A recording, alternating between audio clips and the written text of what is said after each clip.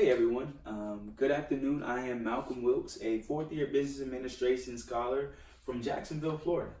And today I would like to talk to you all about securing the bag. Specifically, we're going to look at larceny versus skimming and understanding how, as an organization, you can protect yourself against that. First, everyone must understand that cash is king. Cash is one of the most valuable assets that anyone or any organization can possess, simply because you can almost do anything with cash. However, an organization or an empire is virtually nothing without its king. You must protect your king in order to remain successful in any venture. Now, let's look at Mike. Mike is a 17-year-old sales associate that just started working at a local designer shoe store. Mike is only about 2 weeks on the job, and he's just getting familiar with his register duties. He's understanding how to ring people up on his own, and he's really excited because he's learning so fast that he knows he's on a fast track towards financial independence, right? One day, a young lady comes to the store and finds the perfect pair of heels for her event. The only problem is it's the only shoe in the store, and it has a slight blemish in the stitching. The lady takes the shoes up to the register and asks Mike, hey, are you guys able to provide a discount on these shoes since they're defective? Mike wasn't sure, so he called over his manager, and both Mike and the customer were surprised to find out the store offers a 20% discount on all defective products, right? So Mike's manager shows Mike how to enter the discount code himself. Mike enters the code into the register, and the customer walks out a happy camper. Now, Mike started to realize, this is somewhat of a weak policy. He didn't have to ask his manager to enter the discount code. He didn't have to enter his manager's code or anything of that nature. So he wanted to formulate a plan. Mike was already eager to get on his track towards financial independence, so he figured he'd come up with a shortcut, right? What does Mike do? One day, a gentleman comes up to the register with a pair of $500 pair of shoes. Nothing was wrong with the shoes at all. However, Mike rings the customer up and enters the discount code, 20% off. Discounting the shoes $400. Instead of taking $400 from the customer, Mike takes the entire $500. He puts $400 in the register and pockets the additional $100. I know you guys are probably thinking, that isn't the smartest idea, considering he's going to have to print the customer a receipt. Well, this is where he got creative. He told the customer, sorry sir, we don't have any printer paper, I'm going to have to email you the receipt. Customer agrees, gives Mike his email. Mike enters the email one letter off, so that the customer never actually receives their email. Mike did this scheme for about once a shift for at least 2 months apiece. I mean, he was just on a roll, right? So Mike's sitting here pocketing all of this cash, and he's thinking he's getting away scotch-free. Up until one day. One day, Mike's area manager calls Mike's store manager and says, hey, I see an increase in your store's defect codes over the last 2 months, up about 20 to 25%. He asks his manager to go ahead and check in on this. So Mike's manager does a little query. He does a search for all sales discounts entered, and they see an abnormality. Mike's employee number is the highest number of these discount codes for the entire store. And Mike works the least amount of hours of everyone. How is this?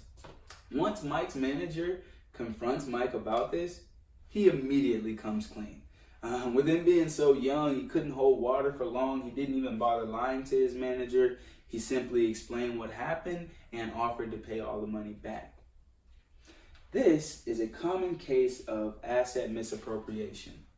Asset misappropriation, as you can see, is one of the top 3 fraud schemes committed by most organizations or individuals, alongside with corruption and financial statement fraud.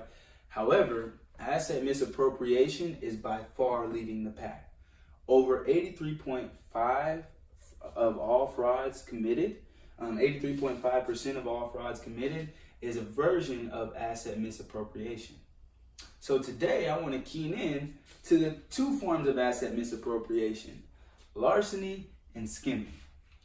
Larceny is where someone is, basically taking cash that has already been documented or reported in the organization. So as you can see in this little diagram, there's somebody who's in charge of the safe, and the money's in the safe, but there's an employee that's coming around behind their back and stealing that cash, right?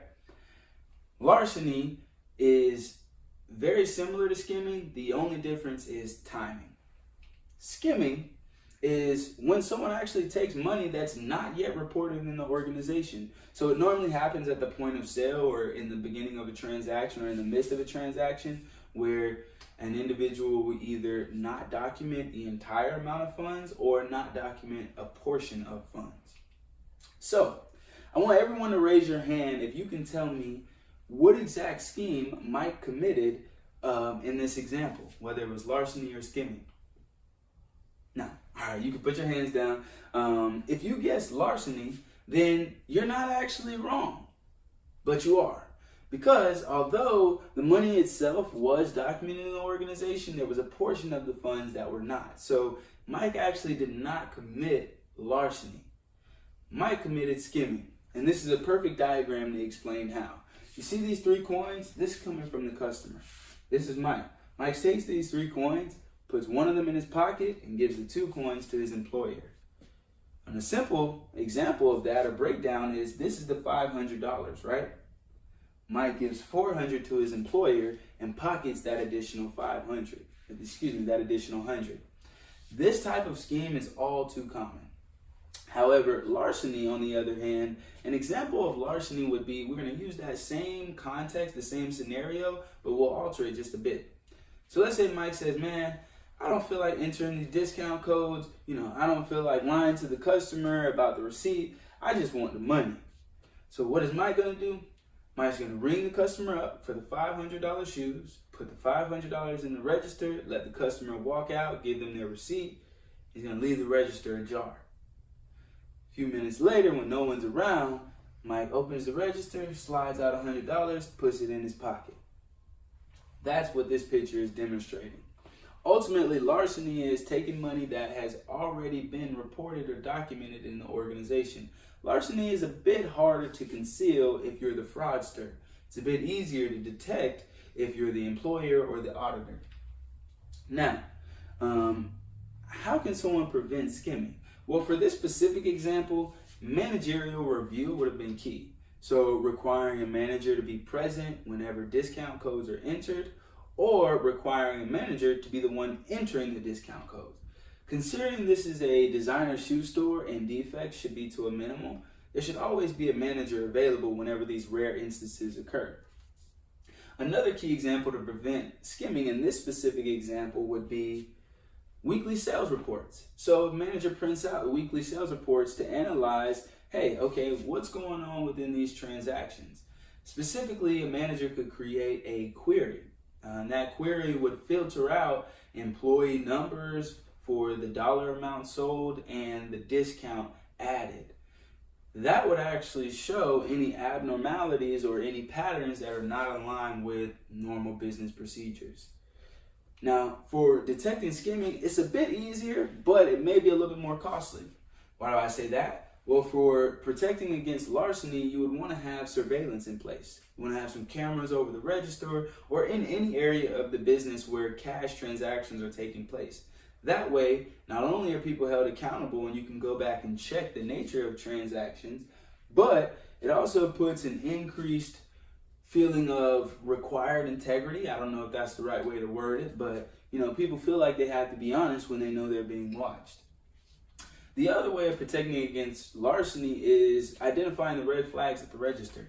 So things like the register being ajar, written down numbers, the key stayed in the lock, money being out of place, all things like that are key red flags that a manager or any individual should be very aware of.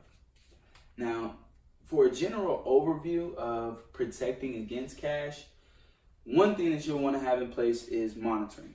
So you want to be able to review all transactions, you want to be able to see individuals involved in transactions, and you want to go through everything with a fine-tooth comb to make sure that you're not missing anything or overlooking anything. The other thing would be counting and reporting. So you always want to count cash when it is received, You always want to count cash when it is idle, and you always want to count cash when it is outgoing, right? That counting will also need to be reported, so that way documents themselves can always match up and you can verify where missing funds have gone missing, or additional funds have been added. The other most important thing to protect cash is physically securing it, making sure that your register is locked and limiting someone's ability to get in the register or take things out of the register. Also, making sure that you have money in a safe. The safe itself should also have limited access, and reports should be made whenever someone does access, meaning add additional funds or take away funds from that safe. Physically securing cash is also going to make sure that even if someone is the most creative person in the world, they still don't have the access to the cash in order to take it. So, as we all just understood, cash is king. An organization or an empire is nothing without protecting their king. Protecting your king is the most important thing to do when you're wanting to secure the bag. Thank you all for your time. I appreciate it.